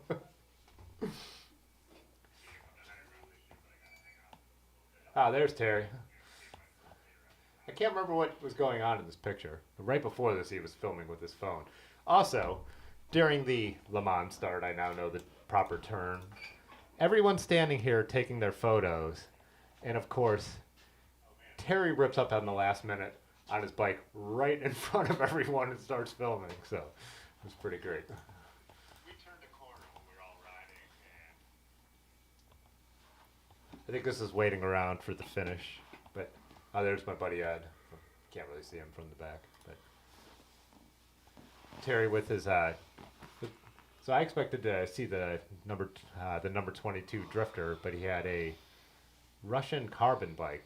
Was that the brand name Sire? Really interesting. Like, I know my buddy Ed, who I showed earlier, took a picture of the yoke, and Terry was pointing out, but this super thin yoke on this bike that looks wild, but if it held up through Nutmeg, and especially the way we were hitting those rocky sections at the end, I think you're in good shape. Unless it's full of stress fractures now that you don't know about yet. But yeah, Terry was one of the few to show up on a plastic bike. My buddy Ames was riding a Canyon, so I was making the joke that Ronnie holds up a magnet to every bike that comes through Nutmeg, and if it doesn't stick, you don't get a ride. You don't get a camp. But that's not true. No one bike shames. Ride whatever you want. But yeah. Where did my arrows go? Why won't it let me go to the next photo? Oh, and that with the camera on his back is Rides with Woody. So I found him because he made a video about Nutmeg 2 years ago, or maybe 3 years ago, the year before I went. We found him on YouTube and then have chatted with him online. He also lives in Brooklyn, but Jared said, "Damn, y'all holding out. Next year I'll have a mushroom donation basket." It's funny because for me, I was like, "Nah." I mean, I know people like microdose more and take less now than we used to when we just took whole bagfuls and said, "Let's see what happens," and we tried to judge them by how much blue was on them. Probably not the most not scientific, but yeah, I don't know when I'm trying to be social. that isn't, that isn't the way.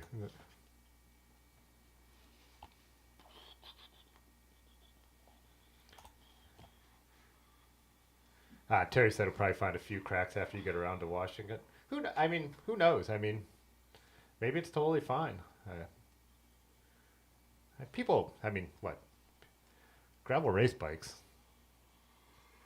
that are carbon. I mean, I'm sure those are taking some abuse, but yeah. A few in the Brooklyn crew microdosed so hard it turned into more of a macrodose situation. Yeah, that was. Yeah. I think that was a thing. Yeah. Well, I didn't realize this when we were hanging out at the end of the night that I had no idea how late it was. I had gone from fire to fire, so first came back up from the dance party, which already got late after the dance party ended, and we were all still hanging out. I know I hung out with Riley, who was like, I don't know why my photos. What's Flickr doing to me? Because I know I've got pictures of more people I was talking about. Come on.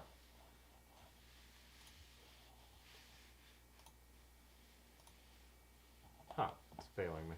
Sorry. Oh, here we go. Get some photos back up.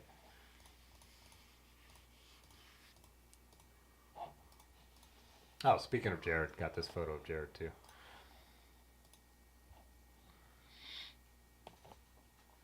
Yeah, definitely party time after the dance, like hanging out. Everyone was doing these two-footed jumps onto the table. And I know I saw some of the footage later. I wasn't quite paying attention. I'd walked outside, talked to Riley for a bit, talked to another friend that knew me through the channel, and now I'm drawing a blank on his name. Maybe you remember Party Size. He was from the other part of New Jersey. Can't believe I can't think of his girlfriend's name. And then everyone's doing these two-footed jumps onto the table, and Terry challenges me to do it, and I'm like, I've been to the ER once on this trip, and that's the only time I want to go. And he was like, "You get a pass." So I was like, "Thank you," but yeah, I was watching that move, and we were already a little buzzed at that point, or I'll speak for myself, but it seems like everybody was a little buzzed at that point. So yeah, I was like, I'm not doing the two-footed jump onto the table. But then we all walked back up or rode back up to the campsites and went to where the group of lean-tos that Terry was, and there was already a fire going on there. We joined those people and hung out. Those people crashed. I think I ended up talking to Terry's friend Andre for a while. We had some beers. My buddy Ed was there. They all crashed, and then we moved on to what everyone was saying, the legendary lean-tos number 3. So we showed up there, and there was a table that had so many empty beer cans and booze bottles on it. It was amazing. And I know Party Size was already trying to sleep there, and I think a couple other people I met were too, but sat down, and all I remember is I was talking to Miggy, but I don't remember much of the conversation. And when someone said it was 3 in the morning, I couldn't believe it. That's when I got up, and it's like, I have got to get back and get to bed. So yeah, Riley from Troy, Ohio, he said, yeah, he's from near Dayton, so, but he lives in Colorado now, so I think that's probably who you're thinking of, Pudgy. Oh, Kyle, that's you. That's right. You and your piney girlfriend. That's right. Sorry. So many names from the trip, so totally remember you. Totally remember chatting on Friday and Saturday, but names are, yeah. Oh, I could send that to you, Jared. I got the next one. I've got a whole series, so.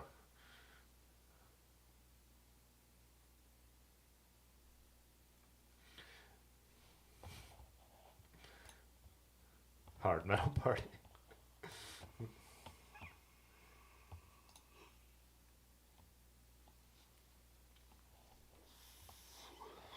Yeah, that's awesome. You're in there, Kyle. Yeah. Yeah, so many good conversations at Nutmeg. Nutmeg, party size. I was going to ask your permission, but uh, I'd like to just read the caption you put on your Instagram post when I make the video for this, because I think you summed it up so well about the idea that everyone says they wish they took more pictures, like especially in the lodge. I took almost none, as you could see. But it was just, well, like I said, had a stressful Friday night where I wasn't not even able to focus on anything. But even on Saturday when we were having a good time, it was more just, you just kept talking to people. It was either people you just met there, people like the situation where I've talked to Terry online for 3 years, or party size, how we met because of Nutmeg, didn't meet at the first one, but then last year got an Airbnb together, and Kyle, just all those situations where you just kept bouncing around, talking to everybody. So cool, set approved. I think it's like the perfect thing, and it just sums up the vibe outside of the riding so well there. Not vibes, but you know what I mean. It was just one of those times when you're trying to talk to someone, then someone else walks up, and you just keep getting pulled around, and you just described that perfectly. So I think I do have a link to at least to your store, which I'm sure has a link to your Instagram if anyone wants to check it out. Did I put it in as party size or party sized? Oh, there we go. Cool. Also, yeah, check out his stuff and all that. There's Joe Cruz finishing. So, did I skip ahead? Yeah, it's because I do have the ones of Crop Top winning it. Yeah, doing the course wheeling across the line. And then a nice fat skid after he did cross the line. I saw some of the videos.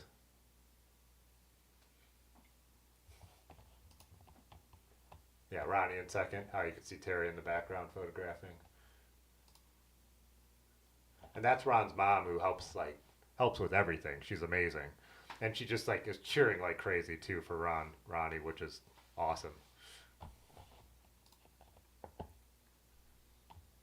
Yeah, it was third place. I didn't catch this guy's name, but he was awesome.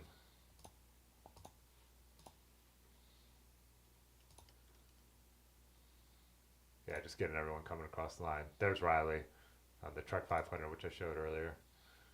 Brad and Ames.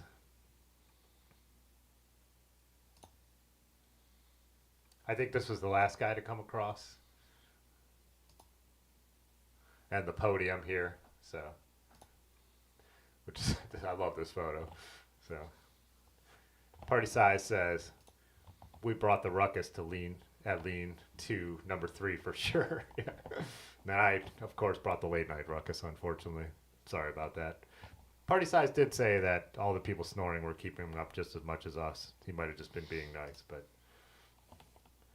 Hey, Pudgy said, hey, remember when I had to verbally fight you to convince you to come to Nutmeg, Tim? And I was like, yeah, that's a long way away. I'm not going out there. But then it really helped that, Ben and Aaron and Brad were all interested in it too. And then, yeah, you came up and crashed here the night before we went to the first Nutmeg, and then we all drove out. So.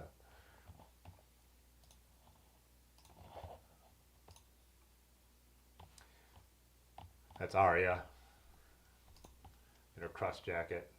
They were giving their final farewells, and then she danced off, which was hilarious. Yeah, what a great spot. I mean, this was just such a great spot. Even the rain didn't, ruin it. I don't know why this keeps, making my photos disappear. Come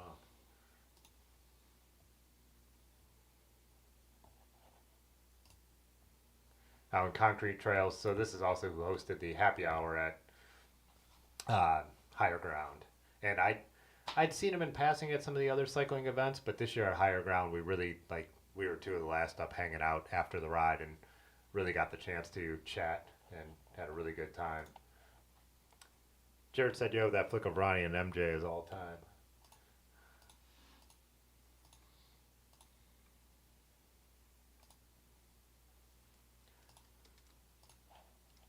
Is MJ the guy who came in third?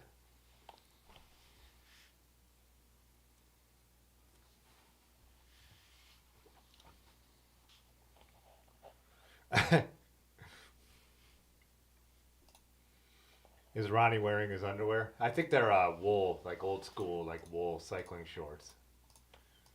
There was a couple pictures I have that I did not post because they felt a little too revealing. I'll be honest. So. Oh, MJ is Ron's mom. Okay, I didn't catch her name. So, yeah, that is like one of my favorite photos. It's one of those things too where you're always like, how many do you post of each thing? So I actually have a bunch of this series from like the whole passing by. I just picked a couple. I just noticed Ron too riding with the classic bottle, the like tin bottle. That's awesome, or steel, whatever it would be. Does anyone know what Ron's? We were discussing this, me and Jared. One, I love these bars, almost like old school track bars. But what is this bike? It has an ultra dynamical logo on the front. Is this some kind of crust bike, or is this just some vintage bike that he had painted up? I guess if anyone knows, like Jared might know, but me and Dylan were discussing it. He rode this 2 years ago at the Scorcher race as well, and I was curious what it was. And I think it has, I know I have a photo that shows it. I think they are sliding dropouts. Yeah, so it's not yeah, there you can see horizontal dropouts, like whatever you call them. I'm not a single speed fixed gear nerd, as you guys know.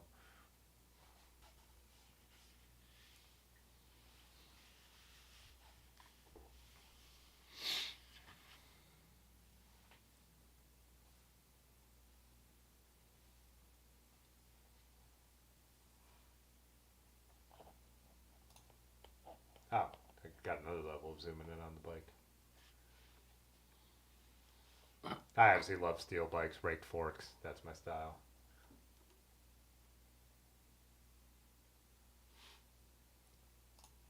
Let's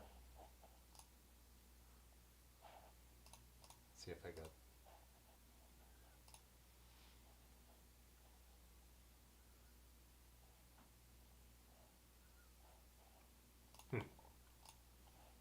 Yeah, just curious.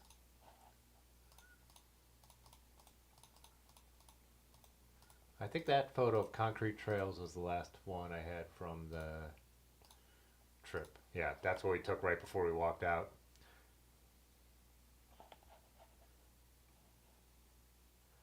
Madrian, huh? Made in Tucson, huh?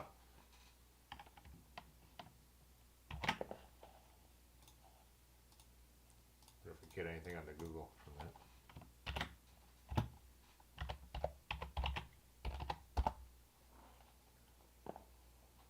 Oh, wow. There's an article about it on the Radivist.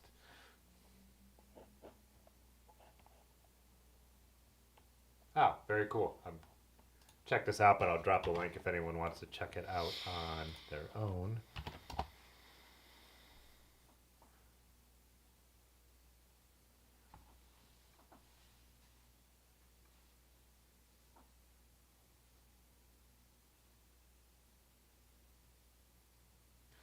Racer said, does it have a back brake? Well, I don't know if it did in the picture, but I know a lot, like most people, right, who ride fixed, well, some ride no brakes, but a front brake is the normal thing, right? No rear brake. Because even Terry's new bikes, the Affinity collaboration, right? Aren't those just made to have a front brake too? Yeah, if you look at Crop Top's bike here, just a front brake. This guy's bike just has a front brake. So, yeah, same. Looks like almost all these single speeds are running just a front. Oh, this one has just a rear though, so there you go. Guess you could do whatever you want. So, when it comes to I have one single speed that I built out of an old road bike with big, like high up sweep bars. That is like a chill bike. So yeah, I am the wrong person to ask. I think Ronnie's is fixed. I'm not sure. The only one that I know is fixed is Crop Tops, but yeah.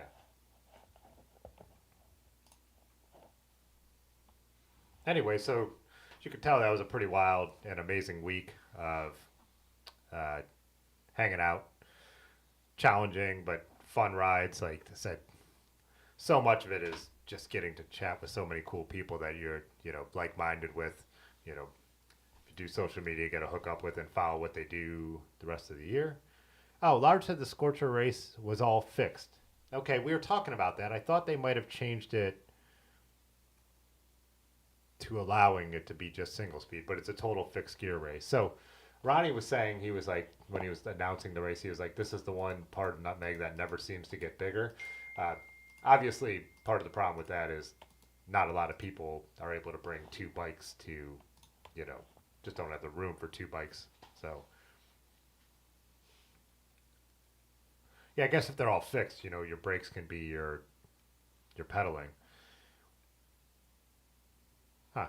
Yeah, it was funny too, and some people have footage if you guys are on Instagram, but Joe Cruz went down, and Ben got a photo right before he did it, but went down the one bumpy section in the mud where people were up taking photos right before the finish line with his feet off the pedals, just like banging down, sitting in the saddle, which the videos I saw later looked hilarious. It seems like one of those spots where you would want your feet on the pedals.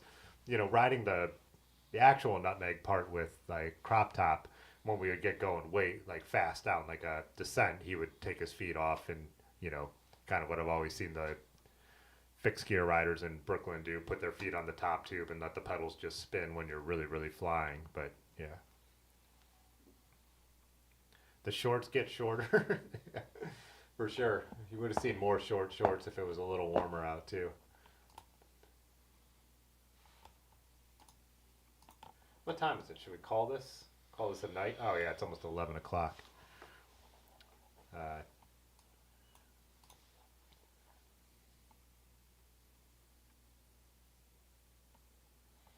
Ronnie isn't fixed thanks to the shorts, I could tell.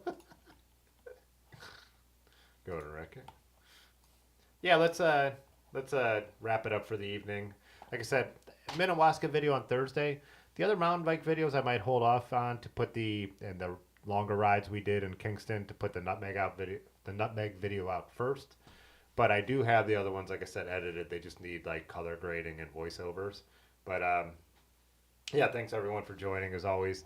Thanks to everyone that came up and said what's up, or that I got to meet while we were out there. Like I said, had an absolute blast getting to hang out with Terry and his crew. That was a lot of fun. Yeah, just so many people I met, only knew through the internet, people that I, had met in the other years at Nutmeg. It's just, that's why these two events are so fun. Plan to do them again next year. If you've never done them, if you could swing it, I would say try. It's worth it. So, yeah, until Thursday. Okay, bye. All right. Okay, Yeah. this is not okay. Fitzwater photo.